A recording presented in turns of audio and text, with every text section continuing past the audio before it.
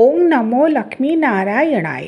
नमस्तेस्तु महामाये श्रीपीठे सूरपूजिते शंखचक्र गदाहस्ते महालक्ष्मी नमस्तुते।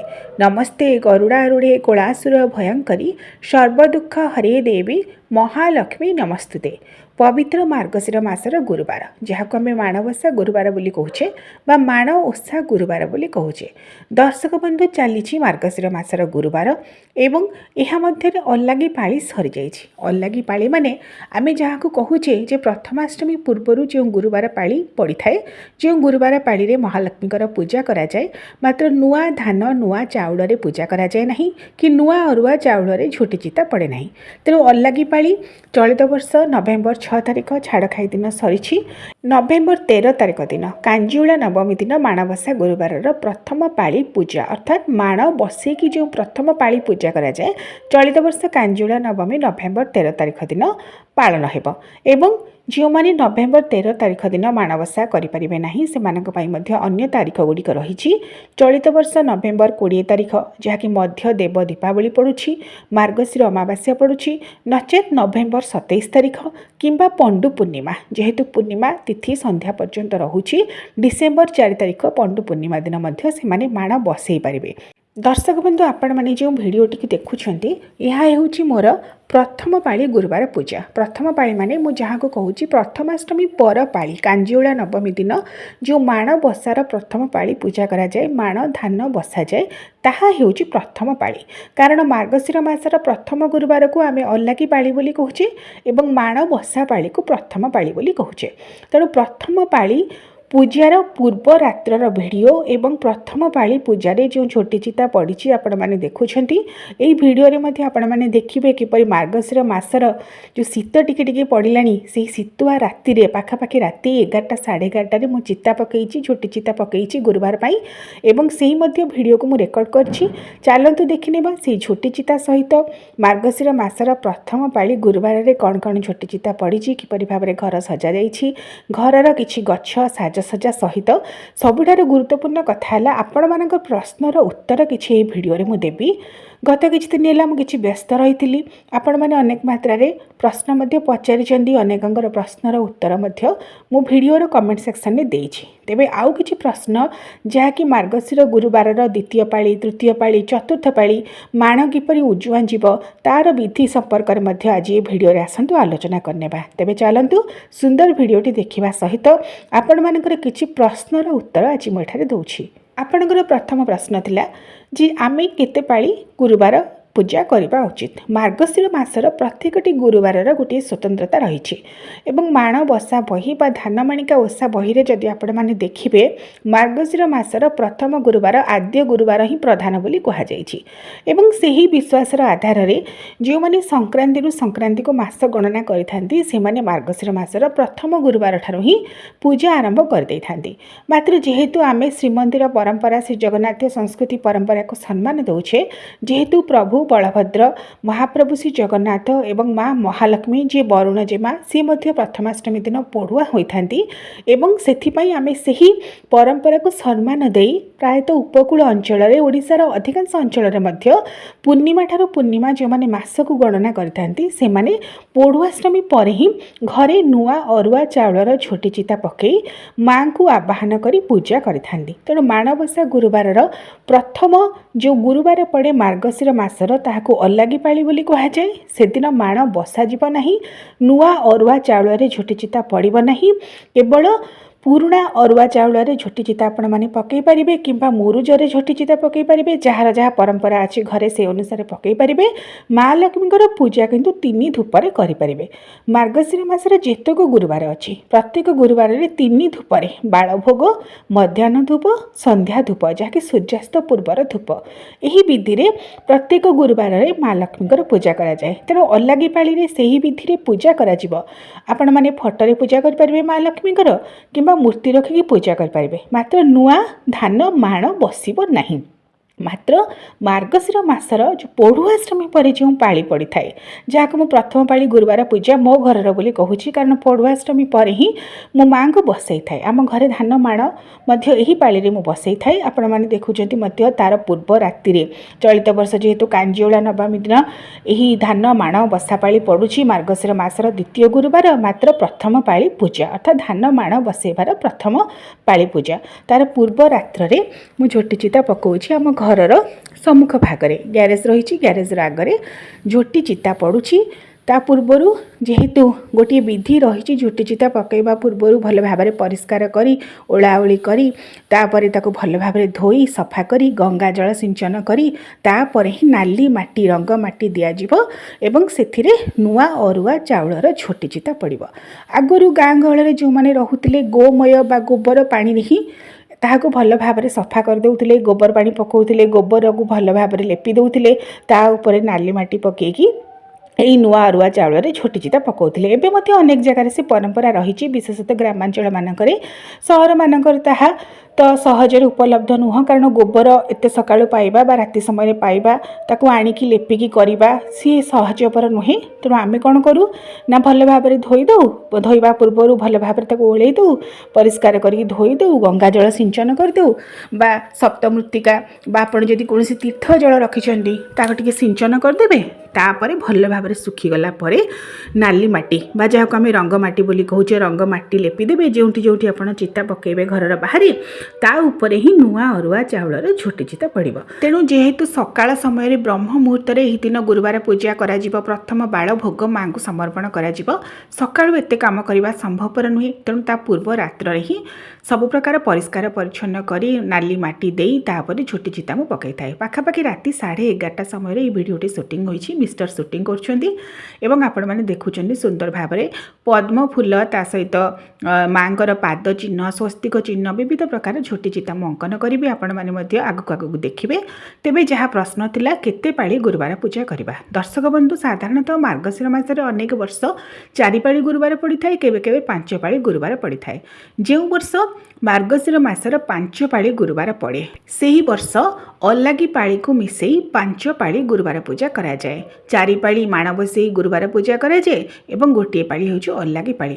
ଆପଣମାନେ ପ୍ରଶ୍ନ କରିଥିଲେ ଆମେ ଗୋଟିଏ ପାଳି କରିବା ନା 3 ପାଳି କରିବା ନା 5 ପାଳି କରିବା ନା 4 ପାଳି କରିବା। ପ୍ରକୃତରେ ଯେଉଁ ବର୍ଷ ମାର୍ଗଶିର ମାସର 5 ପାଳି ପଡ଼େ 5 ପାଳି କରାଯିବ, ଯେଉଁ ବର୍ଷ 4 ପାଳି ପଡ଼େ 4 ପାଳି କରାଯିବ, କାରଣ ମାର୍ଗଶିର ମାସର ପ୍ରତ୍ୟେକଟି ଗୁରୁବାର ହେଉଛି ସ୍ୱତନ୍ତ୍ର ଏବଂ ଯେତୋଟି ଗୁରୁବାର ପଡ଼ିବ ପ୍ରତ୍ୟେକ ଗୁରୁବାରରେ ମା ଲକ୍ଷ୍ମୀଙ୍କର ପୂଜା କରାଯିବ। ଅନେକ ଲୋକ ତାଙ୍କ ସୁବିଧା ଅନୁସାରେ ଗୋଟିଏ ପାଳି, 2 ପାଳି, 3 ପାଳି କିମ୍ବା 4 ପାଳି ପୂଜା କରୁଛନ୍ତି କିମ୍ବା 5 ପାଳି ପୂଜା କରୁଛନ୍ତି, ମାତ୍ର ପ୍ରତ୍ୟେକ ଗୁରୁବାରରେ ପୂଜା କରାଯିବାଟା ହେଉଛି ବିଧି।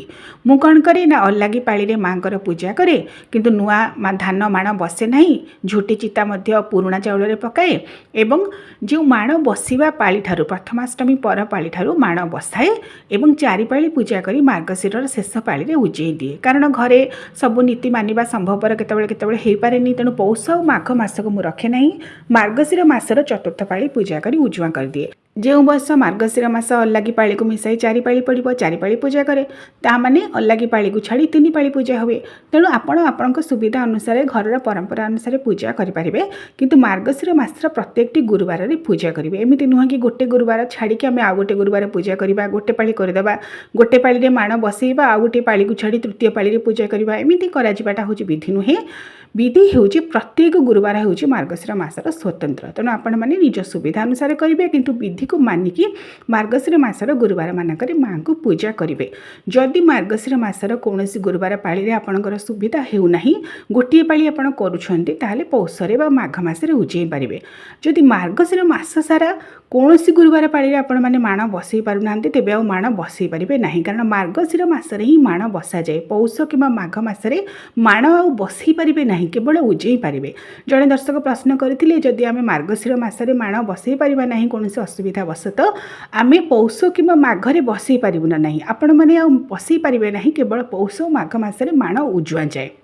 देखुं सुंदर भाव में झोटी चिता पड़ी टिके शीत लगुच हल्का हल्का शीत एत शीत जदिव पड़नी तथापि शीत लगुच ये शीत राति माँ झोटी चिता पकईबार ये जो गोटे मजा ये जो गोटे उन्मादना मन में गोटे खुशी आसे कारण वर्ष सारा आम अपेक्षा करूँ माँ केतबेले आसवे घर को माँ आगमनी सुंदर भाव में घर को सफा करी परिष्कार करी कारण सी होती चंचला जो परिष्कार थी परिच्छन्न थी एवं विशेष भाव में श्रद्धा समर्पण भाव थिबो विधि विधान ठार ऊर्ध्व होची समर्पण भाव तेणु जदि मन रे समर्पण भाव रहिला श्रद्धा रहिला आंतरिक भाव रहिला माँ से ही विराजमान करिथांती माँ उद्देश्य पाद पद्म अंकन करुछि देखुछंती।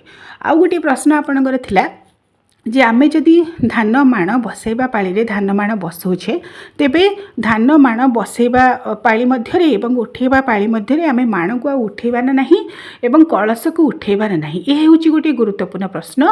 गत वर्ष एही प्रश्नर उत्तर हम गोटे भिडियो रे आपण मानकु देइथिली तथापि मध्ये एही भिडियो रे कहि रखुची आमे जेतेबेले माँ को बसौछे कलश बसौचे सबु देवी देवता को आह्वान करुचे पंचदेवता ओंगणे नारायण रुद्रे अंबिका भास्कर तथा भिन्न भिन्न नक्षत्र एवं पंचदेव नमस्तुते पंचदेवता वरुण देवता ग्राम देवता कुल देवता सर्व देवी देवता को आह्वान करी माँकर किपरि माणबसा पूजा सफल हेब सेथिपाई आमे कलश बसाउछे आमे धान माण बसैबा पाली जेपरि भाव में धान माण पूर्ण करी बसौचे माँ को आह्वान करुचे माँ को बसौचे कलश रे मध्य सबु देवी देवता को आह्वान करी बसौचे उद्देश्य किपरि माँकर पूजा सफल हेब किपरि माँ आम घरे रहिबे वर्ष सारा माँकर आशीर्वाद आमे प्राप्त हेबा। तेणु जदि आमे सेही कामना करी कलश बसौचे माँकर धान माण बसौचे आमे आमर सुविधा पाई किपरि भाव में मझिरे कलश उठे देबा धान माण उठे देबा एवं जो गुरुवार पाली करबा से पुणी बसौथिबा पुणी उठौथिबा ये प्रकृत विधि नुहे। प्रकृत विधि होउछि धान माण बसैबा पाली रे ही आपण माने धान माण बसैबे कलश बसैबे एवं धान माण उठिबा पाली रे ही धान माण उठिबो उज्जुआन जीव बा उद्यापन करा जीव एवं कलश उठा जीव ता मझिरे आउ कलश को उठेबा कथा नुहे धान माण को उठेबा कथा नुहे।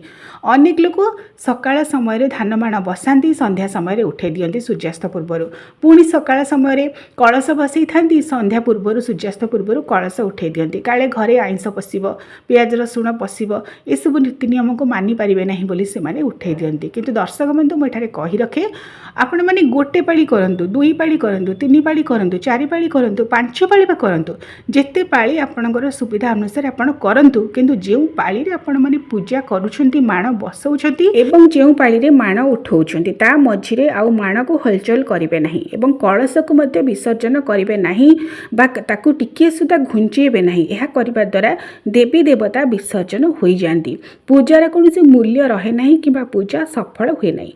आपण माने जेते पाली भी करंतु बसैबा पाली रे धान माण सहित कलश बसैबे उठेबा पाली रे ही धान माण सहित कलश मध्य उठेबे। अनेक कहंती आंब डाळ सुखी जाउची नडिया पची जाउची आमे ताकू परिवर्तन करिबा किछि आवश्यक नाही कारण आपण जो आंब डाळ जो नडिया जो सालुकना जहाँ जहाँ सामग्री दे कलश रे बसई छंती सेठी सबु देवी देवता आविर्भाव हो जाइछंती माँकर पूजा निमित्त। तेणु आपण सेथिपई चिंता करिबा आवश्यक नाही जे मोर आंब डाळ सुखी जाउची आंब डाळ सुखी गले मध्य से पूजा सफल हेबो काहेकि ना आपणकर कलश मध्य सबु देवी देवता साक्षी रूप में विद्यमान अछंती माँकर पूजा पाई। तेणु आपण माने निजको सुंदर दिसिबो बोली आमे आंब डाळ परिवर्तन करदेबा जल को परिवर्तन करदेबा कलश को उठे देबा ये सब प्रकृत विधि नुहे। जदि प्रकृत विधि को आपण माने अनुसरण करिवे गोटे पाली करंतु दुई पाली करंतु जेते पाली करूछंती करंतु बा सबु पाली करंतु आपण बसैबा पाली रे ही जो पाली रे गोटे भाबिथिबे जे मो ए पाली रे माण को बसैबी बसैबा पाली रे माण को बसांतु कलश बसांतु एवं जेते पाली आपण माने करूछंती पूजा करी माँकर श्रद्धार सहित आंतरिक भाव सहित उठेबा पाली रे ही कलश को उठेबे धान माण उजेबे।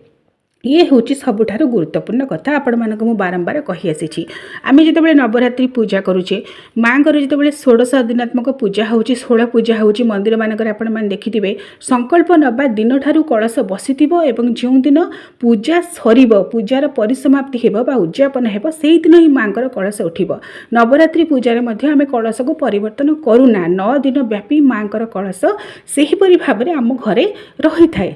तेणु माणबसा गुरुवार पाली रे आपण आपने मझिरे केबे आउ कलश उठेबे नहीं। देखुचंती सुंदर भावरे माँ बृंदावती आम घरे विराजमान करछंती। तांको पाखरे प्रभु राधाकृष्ण महाप्रभु श्री जगन्नाथंकर नंदीघोष रथटिए रही। सेपटे विघ्नराज प्रभु श्री गणेश माँ मंगला विराजमान करछंती। यह हेउची आम घरर प्रवेश पथ।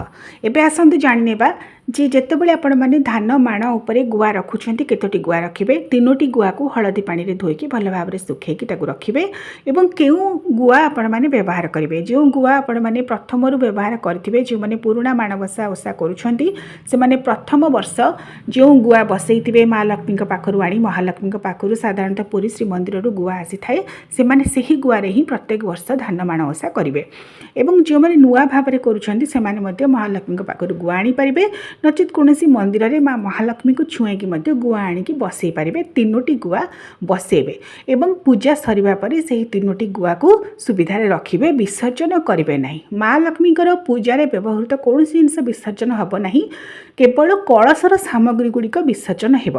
द्वितीय पाली तृतीय पाली चतुर्थ पाली आगक आसूची। प्रथम पाली रे साधारणतः कहुए तोरण बा अटकाली भोग दि जाए। द्वितीय पाली रे चितौ पिठा, तृतीय पाली रे चकुली पिठा एवं चतुर्थ पाली रे दही भात दे माँकर उजुआ कराए। एमती गोटे विधि रही। तेबे अनेकों घरे जहाँ जहाँ परंपरा रही से परंपरा अनुसार माँकर भोग करती किंतु 3 धूपर माँकर पूजा है। आपण मैंने प्रश्न करते माण लक्ष्मी को आम वर्ष सारा घरे रखी पूजा करें ना। आपण मैंने जदि माण लक्ष्मी आणुंट पितलर माँकर मुख अच्छी और पछपटे माण रही पितलर से आपण मैंने धान भर्ती कर माँ को पूजा कर माणबसा समय आपण मैंने वर्ष सारा ठाकुर खटुली पाखे रखी पूजा करेंगे। मात्र जदि आपण मैंने माण केवल भाव में गौणी आनी पूजा कर माणबसा गुरुवार मानक पूजा कर माणबसा पाली बसेबे और माण उजुआ पाली ही उजेई देवे। माण उजुआ पाड़ी रे आपण माने माँकर धान माण पेड़ी रे माँकर विविध प्रकार श्रृंगार आभूषण द्रव्य रखिबे। माँ लक्ष्मीकर कौनसी द्रव्य विसर्जन करा जाए नहीं, जल रे घरे रखा जाए। कलश रे जहाँ जहाँ द्रव्य लागुथिबो ताको विसर्जन करिवे। माँकर जिनस को माण पेड़ी रखिबे। धान माण रे जो धान थिबो ताहाको कुटिकी खीरी करी घरर सदस्यଙ୍କ मध्य बांटिबे। बाहर लोकों को यही प्रसाद दिया जाए नहीं एवं आउ जदि किछि बळीगला पक्षी मानक मध्य आपण माने धान देई परिबे।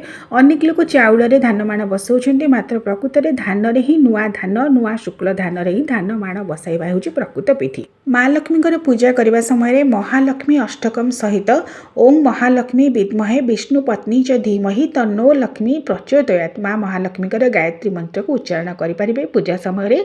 जेहेतु आगक द्वितीय पाली तृतीय पाली चतुर्थ पाली रोचे पवित्र माणबसा गुरुवार अवसर में आपण मानक अनेक अनेक अभिनंदन। आउ जहाँ किसी जानवाक चाहते कमेंट करेंगे, निश्चित भाव में तार उत्तर देवाक चेष्टा करी। ओम नमो लक्ष्मी नारायणाय।